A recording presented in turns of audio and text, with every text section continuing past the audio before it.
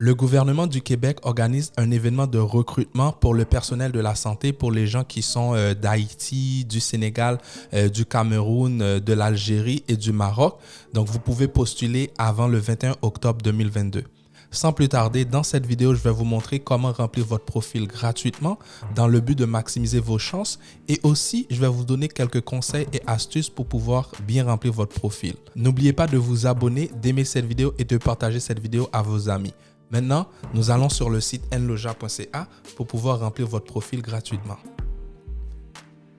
Une fois que vous êtes sur le site nloja.ca, et j'ai mis le lien du site dans la description de la vidéo et aussi dans les commentaires. Donc, si vous n'avez pas le lien, vous pouvez vous rendre sur le site nloja.ca. Dans la barre de recherche, vous tapez le Québec recrute. Puis vous voyez ici, vous allez trouver l'article. Ça, c'est cet article-là. Donc, le Québec recrute gratuitement des infirmières ou infirmiers à l'étranger.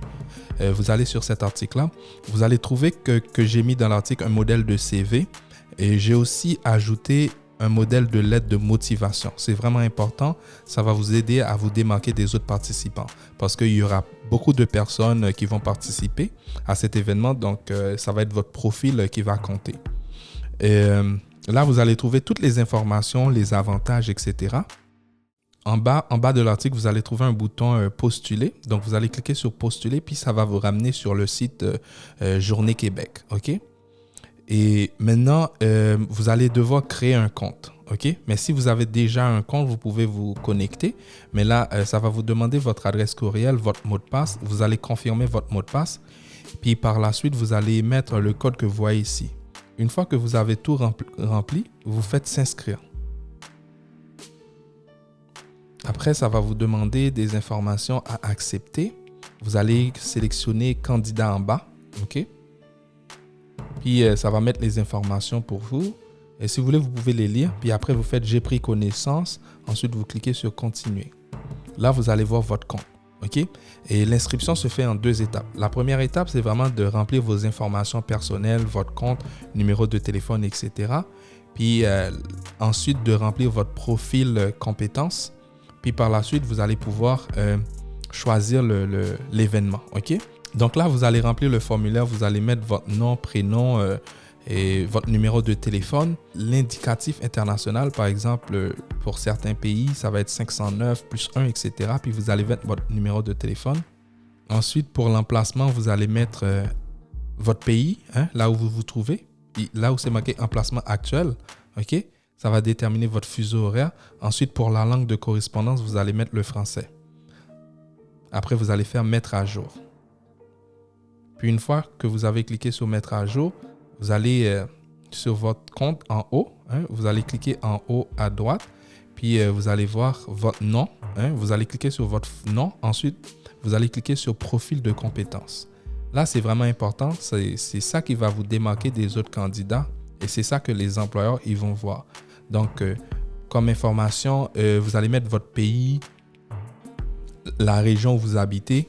Donc, votre région de résidence, vous allez mettre votre citoyenneté, votre groupe d'âge, votre sexe et votre code postal. Le X rouge, ça veut dire que c'est obligatoire. Par exemple, votre pays et là où vous êtes est vraiment important. Les autres, vous devez les remplir, mais ce n'est pas obligatoire. OK? Donc, vous remplissez tous ces champs-là. Vous êtes présentement, c'est vraiment important. N'oubliez pas que le programme, ça demande que quelqu'un ait de l'expérience de travail. Donc, vous êtes présentement, vous devez mettre un demandeur d'emploi. OK? C'est important, donc vous devez travailler pour remplir votre profil.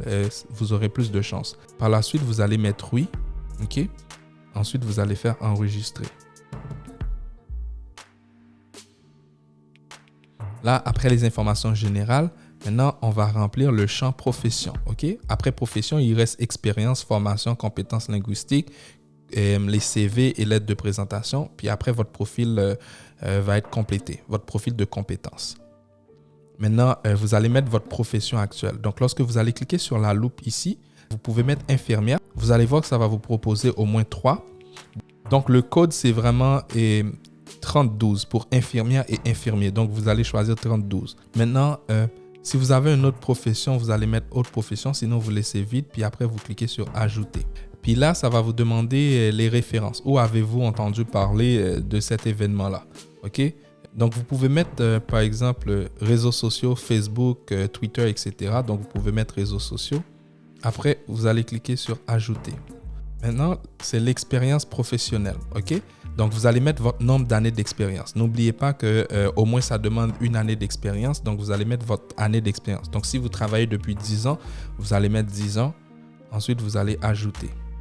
Ici, le portfolio URL n'est pas obligatoire, mais le nombre d'années d'expérience est vraiment obligatoire. Donc, vous allez mettre votre nombre d'années d'expérience, puis vous cliquez sur Ajouter. Ensuite, vous enregistrez le tout. Ensuite, ça va vous demander le nom de votre employeur. Ça veut dire l'entreprise pour laquelle vous travaillez. OK? Donc, votre fonction, la date de début, la date de fin. C'est un peu quand même bizarre, hein? La date de fin, vous pouvez mettre la date où vous remplissez le formulaire. Puis pour les tâches principales, ça va ressembler un peu à votre CV. Donc, j'ai mis un modèle de CV sur le site enloja.ca. Donc, ça va être les compétences. Donc, qu'est-ce que vous faites dans votre emploi? Donc, c'est vraiment important ces tâches-là.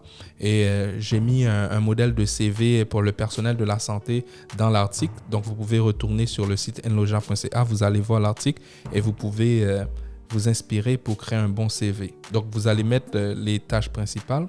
Après ça, vous faites enregistrer. Puis la prochaine étape, ça va être votre formation. OK? Au Canada, et si vous avez une licence, donc ça veut dire que c'est un baccalauréat. Donc, vous avez un baccalauréat. Généralement, c'est un baccalauréat de 4 ans. OK? Donc, vous allez mettre baccalauréat 4 ans. Ensuite, domaine lié à la formation, vous pouvez mettre soins infirmiers. Et établissement, vous allez mettre l'établissement où vous avez étudié, dans votre pays d'origine. Et le lieu, vous allez mettre la ville où vous avez étudié. Après, vous faites enregistrer. Puis, si vous avez plusieurs formations, vous pouvez ajouter d'autres formations que vous avez suivies, les certifications, parce que des fois, il y a des personnels qui suivent des certifications pendant leur formation. C'est vraiment important de les ajouter. Après la formation, vous allez remplir les compétences linguistiques. Et les compétences linguistiques, à un moment donné, ils vont vous faire passer des tests de français.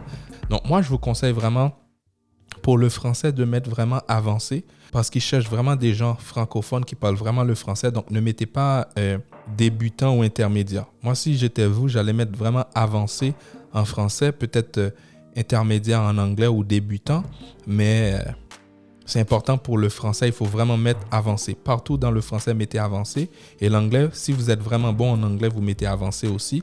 Mais sinon, vous mettez débutant ou intermédiaire en anglais. Mais ne mettez pas aucune, hein. C'est vraiment important. C'est un petit conseil que je vous donne. Après, vous faites enregistrer. Puis là, il va rester la dernière section qui va être votre CV et lettre de présentation. Donc, comme je vous l'ai dit, et sur le site enloja.ca, j'ai mis un modèle de CV et aussi une lettre de présentation dans l'article. Vous allez voir dans l'article et lisez bien, vous allez voir le lien vers la lettre de présentation puis votre CV. Ensuite, ici, c'est important, après avoir tapé votre lettre de motivation, donc, ce que vous pouvez faire, vous pouvez copier-coller le contenu de votre lettre puis mettre votre lettre ici dans lettre de motivation. Ensuite, votre CV va être soit sur votre téléphone ou sur votre ordinateur. Donc, vous pouvez cliquer sur le bouton téléverser pour ajouter votre CV. Donc, une fois tout est complété, ça va vous mettre ici, vous allez voir votre profil de compétences est complété. Ça veut dire que c'est vert, donc tout est complété avec succès. Maintenant, vous allez cliquer sur Accueil, puis vous allez dans Inscription. Vous voyez ici, ça me met Haïti.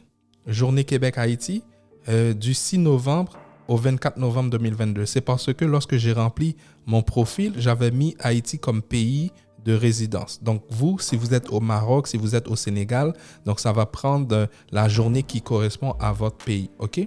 Donc c'est pas grave si vous voyez que c'est marqué Haïti ici. Donc après, vous allez faire vous inscrire. Vous allez voir que ici, c'est important. Ça vous dit, vous êtes inscrit et disponible pour toutes les journées d'entretien d'embauche. Maintenant, par défaut, ça vous donne des possibilités pour toutes les dates.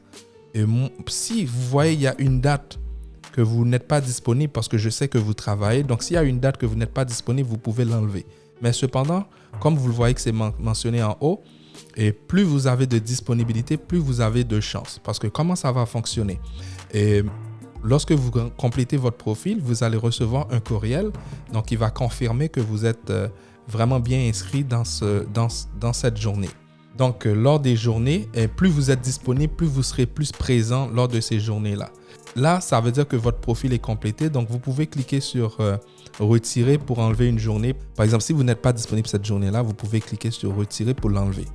Donc, vu que la journée commence au mois de novembre, donc moi, ce que je vais faire, je vais préparer d'autres vidéos pour vous montrer comment passer un entretien. Parce que lorsque vous allez participer à la journée, les employeurs vont être là, ils vont vous poser des questions. Donc, vous devez répondre aux questions. Et moi, je vais préparer des capsules de vidéos vous montrant quelles questions qui sont susceptibles d'être posées. Donc, je vous souhaite vraiment bon succès. Si vous êtes sélectionné à la suite de ces journées-là, vous serez invité à faire une demande d'équivalence. Par la suite, le gouvernement du Québec va vous accompagner pour faire une demande de permis d'études pour venir suivre votre formation d'appoint de 9 mois ici au Québec.